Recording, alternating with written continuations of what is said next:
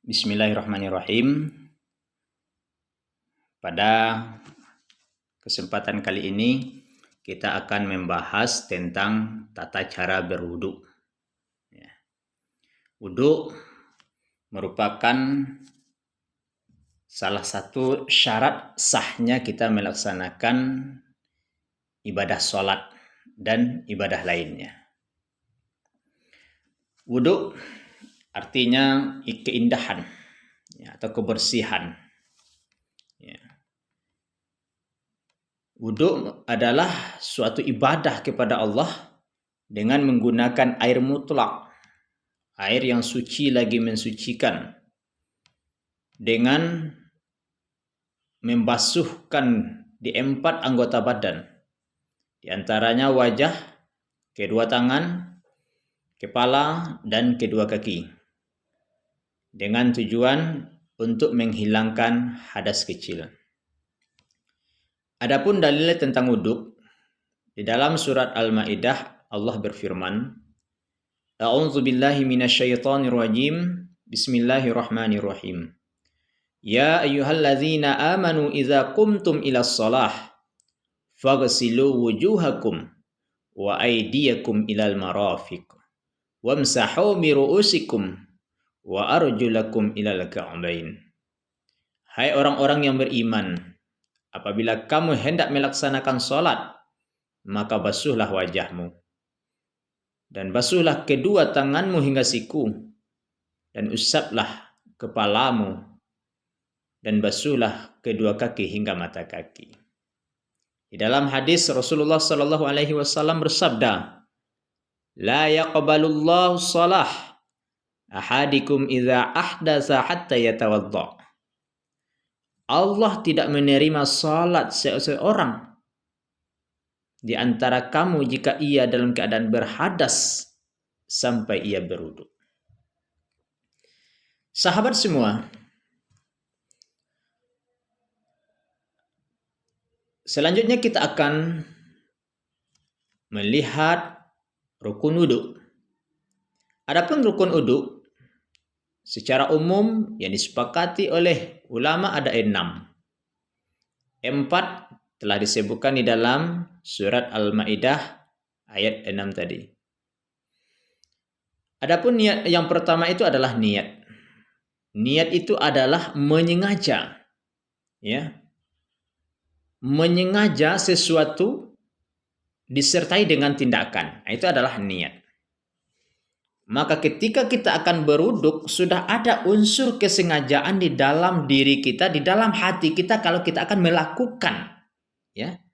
Apa yang akan kita lakukan? Misalkan wudu telah tertanam di dalam hati kita, ada unsur kesengajaan kalau kita akan berwudu. Ini yang pertama adalah niat. Kemudian yang kedua adalah membasuh muka. Nah, mana yang muka itu?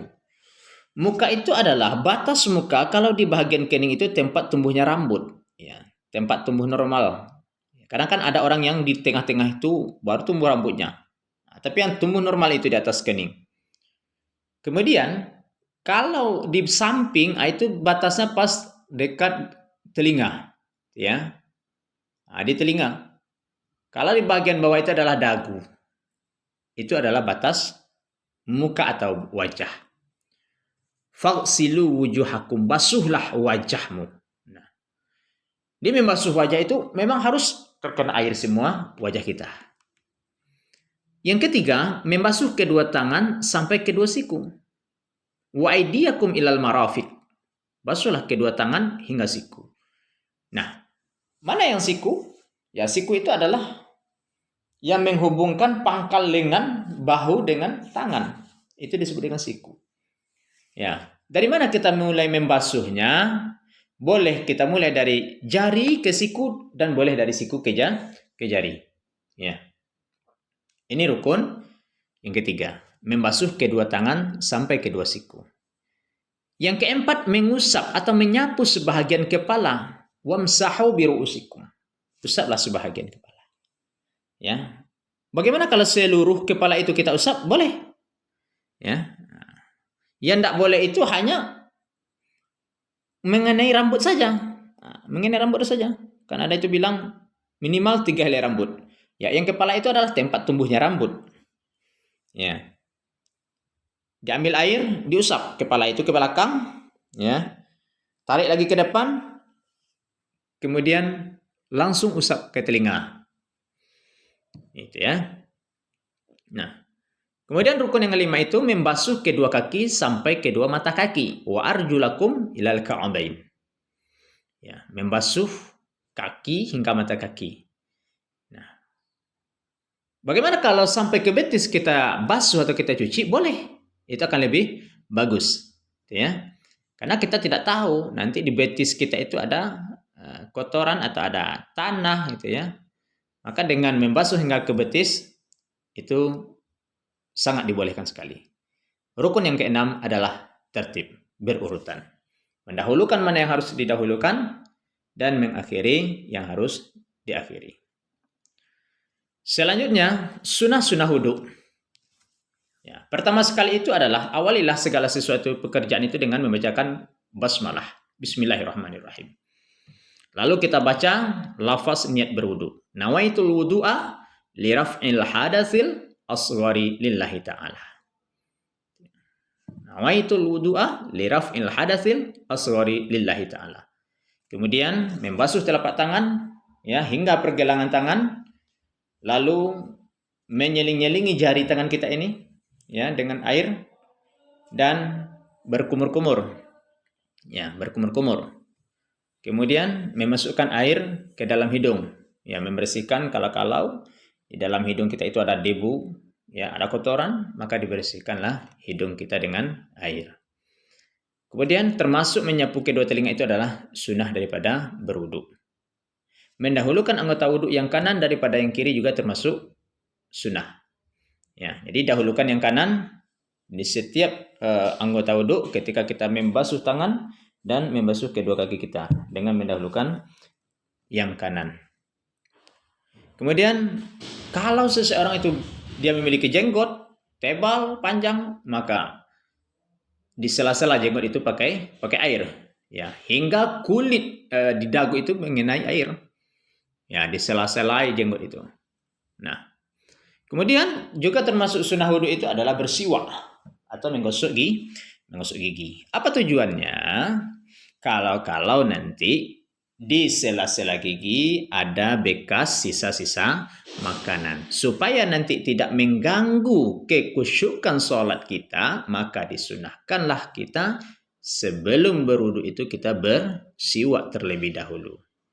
Nah, kemudian termasuk sunnah wudu adalah membaca doa ketika selesai berwudu. Asyhadu an la ilaha illallah wahdahu la syarikalah wa asyhadu anna Muhammadan abduhu wa rasuluh. Allahumma ja'alni minat tawwabina wa ja'alni minal mutatahhirin. Ya, dan ada yang menambahnya dengan wa ja'alni min ibadikas sholihin. Nah, tata cara berwudu. Ya. Yang pertama kita pasang niat. Ya, niat itu ada di dalam hati kita. Apa tujuannya kita berwudu? Untuk menghilangkan hadas. Ya, hadas kecil. Karena hadas kecil itu menghilangkannya dengan wudu. Kalau kondisi kita berhadas besar, tidak bisa disucikan dengan wudu, tapi harus mandi. Namanya mandi wajib atau mandi janabah. Kemudian membaca basmalah, ya. Seraya membaca lafaz niat berwudu. Ya. Kemudian membasuh dua telapak tangan sebanyak 3 kali, berkumur-kumur, lalu kita istinsyak, ya. Istinsyak itu adalah memasukkan air ke hidung, ya, membersihkan lubang hidung kita. Nah, kemudian kita mengeluarkannya dari hidung gitu ya. Nah, dan membasuh muka sebanyak 3 kali. Nah, kita basuh muka kita itu. Di meninggal-ninggal kalikan dalam berwudu itu juga termasuk sunnah daripada wudu. Nah, kemudian selanjutnya apa sih yang membatalkan wudu? Ya. Yang membatalkan wudu itu yang pertama adalah keluar sesuatu dari 2 lubang atau dari 2 jalan. Apa itu? Kubul dan dubur. Nah, apapun yang keluar dari 2 jalan tersebut batal wudu. Mau yang keluar itu angin, yang keluar itu BAB, yang keluar itu BAK, yang keluar itu HP, yang keluar itu spidol, apapun jenis yang keluar, itu membatalkan wudhu. Itu pertama. Yang kedua adalah tidur pulas atau tidur lelap. Ya. Nah, apa maksud tidur pulas itu? Tidur yang dimana seseorang itu tidak sadar. Kan ada orang tidur, ya matanya itu dipejamkan, tapi dia mendengar orang berbicara, dia mendengar apa yang terjadi di sekitar dia. Nah, itu tidak tidur, tidak disebut dengan tidur pulas. Tidur pulas itu memang hilang kesadarannya, itu ya. Nah, kan ada orang habis sholat maghrib menjelang waktu isya, ya dia selesai baca Quran di masjid, berzikir dia, kemudian dipejamkan matanya, ya dia rehat sebentar, mata dipejamkan, tapi dia mendengar ya apa yang terjadi di sekitarnya, dia dengar, itu ya. Orang berbicara, dia mendengar. Nah, itu tidak dikatakan tidur pulas. Yang tidur pulas itu sampai betul dia tidak sadar apa yang terjadi di sekitarnya. Malahan sampai pula meleleh air dari mulutnya. Nah, itu ya. Nah, itu membatalkan wudhu. Yang ketiga itu adalah hilang akal. Baik itu hilang akal karena mabuk, hilang akal karena pingsan, atau karena gila. Ya, selesai dia wudhu, tiba-tiba langsung gila, batal wudhunya. Ya, atau pingsan dia, batal wudhu. Yang keempat itu bersentuhan kulit laki-laki dengan kulit perempuan. Ya, bersentuhan kulit laki-laki dengan kulit perempuan yang bukan mahramnya. Nah, jadi kalau bersentuhan laki-laki dengan perempuan bukan mahramnya itu membatalkan wudhu. Nah, kemudian yang kelima, menyentuh kemaluan dengan telapak tangan, baik kemaluan sendiri maupun kemaluan orang lain. Itu juga termasuk hal-hal yang membatalkan wudhu. Nah, yang terakhir, mari sama-sama kita amalkan ketika selesai kita wudhu, dan mari kita biasakan untuk berdoa. Dan ingat, ketika kita berwudhunya di dalam kamar mandi, ya, atau di tempat wudhu, jangan berdoa kita di dalam, tapi usahakan kita berada di luar. Ya, berusaha kita di luar untuk membaca doa setelah wudhu. Asyhadu an la ilaha illallah wahdahu la syarikalah wa asyhadu anna Muhammadan abduhu wa rasuluh. Allahumma ja'alni minat tawwabina wa ja'alni minal mutatahhirin. Aku bersaksi bahwa tidak ada Tuhan selain Allah yang berhak untuk disembah, yang tidak ada sekutu baginya, dan aku bersaksi bahwa Nabi Muhammad adalah hamba dan rasulnya.